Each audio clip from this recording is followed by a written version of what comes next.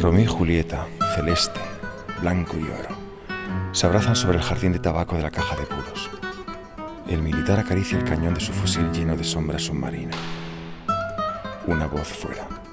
Estoy enseñando repertorio de una pieza del 87 que hicimos en Bélgica, en una compañía que se llama Última Vez, que fundé con Wim van de Keibus en Bélgica en el 87, y este es nuestro primer espectáculo.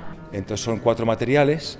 Uno de ellos es el stamping, que es intentar estampar a alguien con los pies. Otro material viene de las piedras. Hay una parte donde una persona lanza una piedra sobre él y se queda, y otra persona le salva. Otro material es el frisking, que quiere decir el cacheo, que es cuando estamos en un aeropuerto y nos cachean.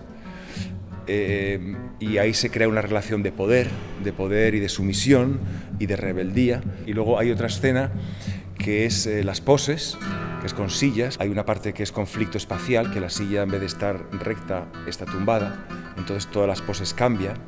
La experiencia con los chicos es maravillosa porque tienen mucha hambre. Ahora ese material lo estamos llevando hacia ellos.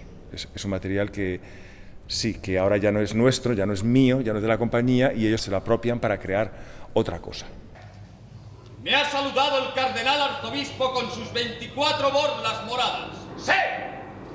España está un poquito a nivel con el movimiento, con la danza, íbamos un poquito detrás de Europa, normal, por todos los años que hemos tenido, donde la cultura no había crecido mucho. La influencia que tuvo España con el teatro europeo más del norte fue después, aunque hubo gente como Gerardo y Pascual y mucha gente que ellos tenían su propia vanguardia, ¿sabes? Porque ellos son gente que habían vivido fuera. Gracias a ellos trajeron la vanguardia a España, ¿no? Había mucha hambre de cosas nuevas porque 40 años de dictadura marcan mucho y eso nos retrasaron con respecto al resto de Europa. ¡Es el teniente coronel de la Guardia Civil! ¡Sí! ¡Y no hay que el teniente coronel de la Guardia Civil y no hay quien me desmienta! ¡Sí, no! ¡Tengo 3 estrellas y no hay quien me desmienta! ¡3 estrellas! ¡20 cruces! ¡24 borlas moradas!